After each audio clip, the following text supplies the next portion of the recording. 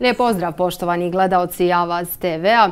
Danas razgovaramo sa legendom BiH fudbala, a shodno tome kako sam ja obučena, sigurna sam da pretpostavljate ko je sa mnom u studiju, gospodin Husref Musemić. Gospodine Musemiću, dobrodošli na Avaz TV. Dobar dan, bolje vas našao. Evo, krenut ćemo od toga. Novi mandat u Sarajevu započeli ste uspješno pobjedom nad Posušjem nakon rezultatske krize. Međutim, niste bili baš zadovoljni samom igrom. Zašto? Pa u ovom trenutku je najbitnije da smo pobjedili. Sigurno da je bilo neke stvari koje nisu bile na onom nivou na koje smo mi mislili da treba da budu, ali opet ponavljam, bitno je da smo pobjedili i sigurno da ćemo mi kroz analizu ove utakmice pokušati te greške ispraviti u narednom periodu da se više ne dešavaju. Ekipa je očigledno bila pod velikim pritiskom imperativa pobjede. Evidentno je da su igrači izgubili malo samopouzdanje sa posljednjim rezultatima, što je možda i sasvim normalno za svakog sportstu, tako da je to bio jedan od najvećih pritisaka njihovo samopouzdanje koje u ovom trenutku nije bilo na najviše mogućem nivou. Kako ocjenjujete ovogodišnju ekipu Sarajeva? Pa ja, znate kako, teško je sada ja dajem neku ocjenu, relativno sam kratko tu sa njima, 7-8 dana, 10 koliko već, kako smo sa njima napravili par treninga, jedna utakmica i ne bi se upuštao u takvu analizu da bi govorio, ali gledao sam sve utakmice Sarajeva na televiziji, pratio sam, poznajem igrače dosta, ali sad da dajem neku generalnu ocjenu šta, kako, kome je bilo, kome je pojedinačnog ili kao kolektiv, teško je, rano je za to još. Da, treba će vremena. Imate li materijal da ponovo donesete titulu na Koševo kao 2019. Pa vidite, sigurno da svi igrači koji igraju u fudbalskom klubu Sarajevo su vjerojatno zaslužili da dođu u fudbalski klub Sarajevo, imaju određeni kvalitet koji je potreban da bi Sarajevo napravilo dobar rezultat. Ono što mene obavezuje i što sam prijatno iznenađen i ovom se priliku zahvaljujem navijačima Sarajeva na moj doček u subotu večer pred Posušje i to je za mene još jedna prvo čast i zadovoljstvo da sam to doživio, a još jedna veća obaveza da pokušam da zajedno sa ljudima u klubu i trenerima koji rade sa mnom pokušam obradovati te navijače na najbolji mogući način. Koliko vam znači, evo kad ste pomenuli tu taj doček, podrška i navijača, ali i igrača u ekipi? Pa u svakom slučaju da znači. Normalno da je lijepo kad vas lijepo dočeka, ali obzirom da sam ja tu već 5. i 6. put, tako da nisam očekivao onakav doček, ali opet kažem, jedna dodatna odgovornost i obaveza na meni i na ljudima koji rade sa mnom da pokušamo da ih obradujemo, a oni su najsretniji onda kad Sarajevo pobjeđuje. Da. Kada govorimo o ekipi, evo potpisali su Adem Ljajić, Gojko Cimirot, ponovo se vratio svojoj kući. Slaže li se to kostur ekipe polako? Pa evo, to su igrači koji imaju igračku karijeru svoju takvu kakvu imaju, tako da suvišno je pričati o njihovim kvalitetima i sve ono što su postigli u svojoj karijeri, tako da nadam se i bit ću sretan ukoliko oni doprinesu da Sarajevo bude tamo gdje želi da bude, da Sarajevo pokuša da osvoji titulu. Ja ne sumnjam da će oni svojim kvalitetom, znanjem, iskustvom pomoći pogotovo i mlađim igračima da i oni uz njih stasaju uz takve igrače. Znači, njihova igračka karijera govori sve, tako da ja nemam objektivno šta puno reći. Ali evo, kako kao trener ocjenjujete potez da u Sarajevo dovedu Adema Ljajića, da se ponovo dovede Gojko Cimirot? Pa vidite, to je strategija kluba, su potrebe kluba u ovom trenutku i igračkom kadru, igrača tog profila i vjerojatno su iz tog razloga i angažovani. Tako da i neki dan sam čitao intervju Adema Ljajića koji je isto rekao da on ima želju da je došao da se dokaže i da pomogne Sarajevu da ostvari svoje ciljeve. Vjerujete da to može? Pa sigurno da vjerujem. Evo, ovo je vaš 6. mandat u fudbalskom klubu Sarajevo. Kako objasniti to da se nekako uvijek vraćate tom klubu? Uvijek se vraćate vašem Sarajevu? Pa ne znam, vjerojatno je to previše kad pogledate ovako. Negdje sam pročitala da vas je ovaj 6. mandat doveo do toga da ste najviše puta imenovan trener u BiH. Da. A vidite, teško je odgovoriti na to pitanje. Teško je. Vjerojatno nešto i vrijedi, vjerojatno da nešto znam, nešto sam učio kroz svoju karijeru, nešto sam pokazao, nešto sam je osvojio i mislim da sam uvijek bio korektan prema svakome, ako je taj segment nekako.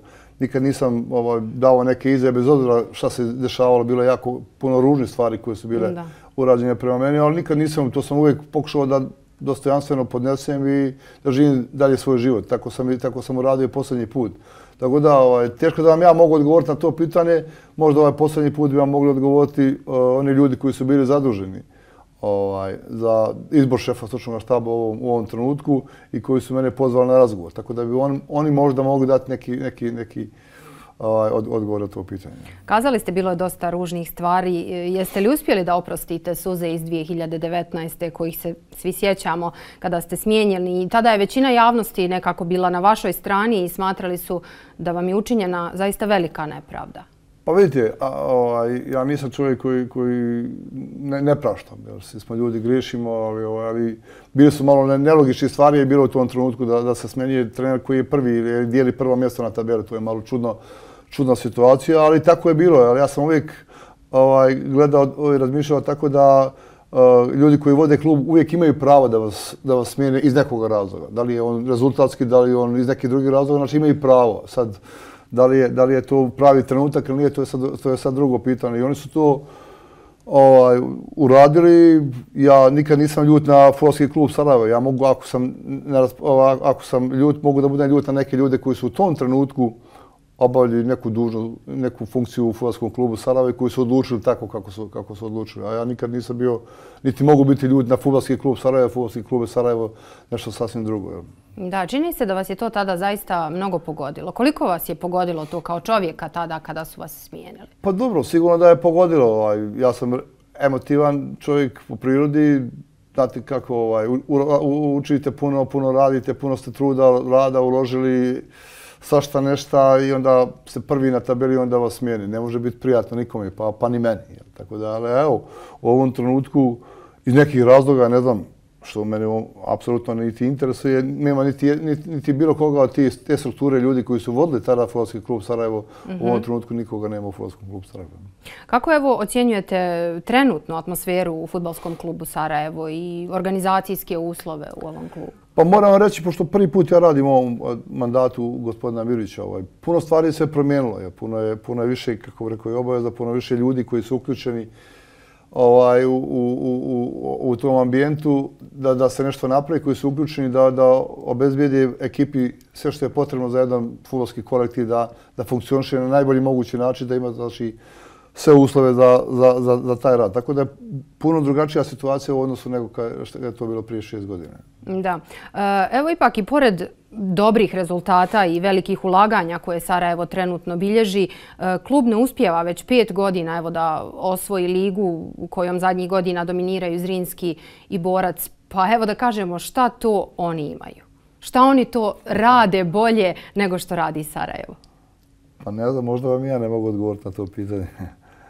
Ali sigurna sam da ste vi čovjek koji bi upravo mogao da odgovori na to pitanje. Pa znate kako, svašta se nešto dešava na ovim prostorima. Sigurno da Sarajevo, pa i ove posljednje godine i prethodnih godina imalo kvalitet ili neki možda drugi razlog su bili takvi kakvi su bili i Sarajevo nije moglo doći do željnog cilja, a cilj je titula. Tako da nadam se da u narednom periodu tako neki ružni stvari se neće dešavati i da će sve što se dešava da će to biti na sportskom terenu i da ko je bolji neka pobjedi. Evo, vi ste pripadali onoj slavnoj generaciji Sarajeva koja je 85. osvojila titulu. Kako danas gledate na taj period? Pa znate kako, sam neki dan prošlo 30. juna je to bila 85. godine. Pa sigurno da su lijepa sjećanja. Mi smo generacija koja i dan danas imamo kontakt, družimo se, vidimo se, čujemo se i mi smo i tad pokazali da smo bili, kako bih rekao, jedna prava ekipa u smislu da smo bili pravi drugovi, da smo jedni drugovi pomogli u svakom trenutku kad je bilo potrebno. Kako je uopšte bilo tada doći do prvog tima Sarajeva? Teško, dosta teško. Bilo je teško doći.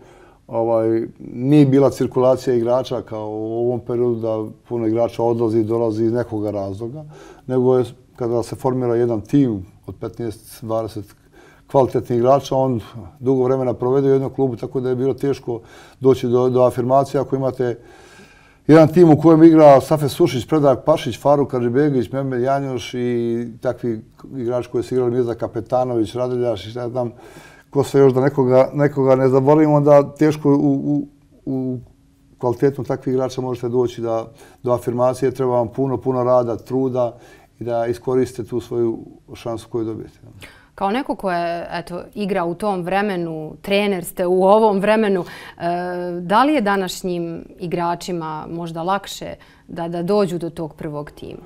Po svakom slučaju da je lakše. U svakom slučaju da je lakše. Imaju apsolutno bolje sve što može sport da pruži, a to je da imaju bolje uslove za rad, da imaju trenažni proces, da imaju trenere koji danas znaju da rade koliko šta kad treba da se radi, da imaju mogućnost da to sve iskontrolišu i imaju mogućnost da odu vani ako imaju kvalitet, da ode inostranstvo u bilo koliko god godina da ima, da li to ima 16, 17, 18 godina, dok to nije bilo neko vrijeme ranije. Tako da sigurno da im se pruža mogućnost više da se afirmišu i da dožive svoju punu afirmaciju negdje, ako ne ovdje, onda negdje drugo. Da li je vama nekad tokom karijere došlo da napustite fudbal, Sarajevo, sve to i da se bavite možda nekim drugim, mirnijim, drugačijim poslom?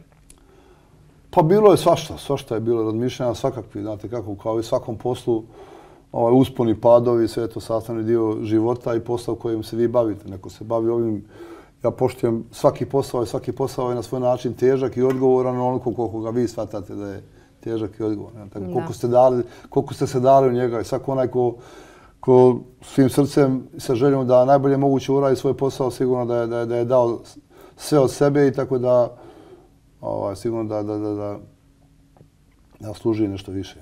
Evo kad pogledate vašu karijeru i trenera, ali i igrača, sve što ste uradili, sve što možda i niste uradili, da li biste nešto promijenili? Da li se kajete zbog nečega? Pa ne znam šta bih vam rekao da se kajem. Normalno da niko od nas nije idealan. Svi smo mi kroz svoj život i posao pravimo i greške i to je sastavni dio života i normalno je da nema ljudi koji ne griješe. Ja imam običaj da kažem onaj ko manje griješi, taj je uspješniji. Ali bilo je grešaka. Šta bi promijenio? Pa čisto sumnjam da bi nešto više promijenio. Ne znam, čovjek se rodi tako kako se rodi. Čisto sumnjam da se može nešto puno promijeniti, ali neke stvari možda s godinama i dolaze same po sebi, pa vjerojatno će tako biti stavno. Da. Možete li nam otkriti ko je najbolji igrač sa kojim ste igrali? Pa bilo je puno igrača sa kojima sam ja igrao i koji su najbolji, ali Safet Sušić je sigurno jedan od tih koji je na mene ostavio takav utisak kako ostavio i to je opće poznato da moje mišljenje kad je to pitanje. To je nešto što vam je teško objasniti. To je nešto nezamislivo i neponovljivo. I svako onaj koji je bio na bilo koji način involviran tada u fudbalski klub Sarajevo treba da mu bude čast što je bio tu blizu Safeta Sušića. Evo kad govorimo o reprezentaciji Bosne i Hercegovine, imamo li razloga nadati se da bismo možda iduće godine mogli zaigrati na svjetskom prvenstvu? Pa evo, ako smo krenuli tako kako smo krenuli, jesmo imali objektivno i dobar raspored, evo sad ćemo već u septembru mjesecu imati priliku da možda protiv, ajde kažemo, kvalitetnijih protivnika kao što je Austrija, pokažemo nešto da vidimo baš neko pravo naše stanje. Do sada je to sve bilo, ajde kažemo, reprezentacije od koje smo mi objektivno kvalitetniji, gdje smo favoriti i mi smo tu ulogu favorita i opravdali. Sad, kad dolaze malo teže utakmice, dobro, mi smo pobjedili Rumuniju koja je objektivno kvalitetna reprezentacija, ali sad evo, sa Austrijom će to biti, mislim, ovako, najbolji test da pokažemo neko naše pravo stanje u ovom trenutku. Šta mislite da je glavni problem kada je u pitanju reprezentacija, da evo već 12 godina nismo zaigrali na svjetskom prvenstvu? Pa ne znam što bih rekao, često mijenjanje selektora, velika cirkulacija igrača i teško je samo u tome, što kažu, sve pohvatati i poslagati onako kako najbolje možete i kako bi najbolje trebalo. Ali znate kako je sport, možete sve da uradite kako treba, a da rezultat izostane. To je nešto, sport je čudna igra, nepredvidiva i zato jeste draž u tome. Da, vi to najbolje znate i iz pozicije igrača, ali i trenera, kako to funkcioniše. Ali evo, voljela bih da napravimo jedan dream team, najboljih 11 BiH svih vremena. Pa ne bih vam ja mogao sad to nekako ovako, moraju baš dobro da razmislim, znate. Možemo li bar evo na prvu nekoliko njih koji su vama onako najbolji jako svih puno je vremena? igrača bilo u Bosni i Hercegovini, kvalitetni iz generacija i 60-ih, 70-ih godina, 80-ih pa i ranije. Tako da stvarno ne bih se upuštao možda da to nisam u ovom trenutku ne bih bio spreman da na to pitanje odgovorim. Onda ćemo nekom drugom prilikom. Ne bih želio pogriješiti, a sigurno da je bilo igrača jako puno u Bosni i Hercegovini koji su bili kvalitetni. Da. I evo za kraj voljela bih da kažemo, imate li već neke planove kada je u pitanju Fudbalski klub Sarajevo? Šta planirate sada kao trener po 6. put? I planiramo da pobjeđujemo.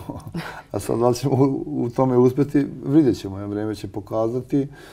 A nama je da učinimo sve da do toga dođemo, ali evo, vidjet ćemo. Hvala vam puno što ste danas bili ovdje sa nama, što ste govorili za Avaz TV i želim vam zaista puno sreće u ovom 6. mandatu, prije svega zdravlja. Hvala i vama. Prijatno. Hvala i vama, poštovani gledalci, što ste bili uz Avaz TV. Doviđenja.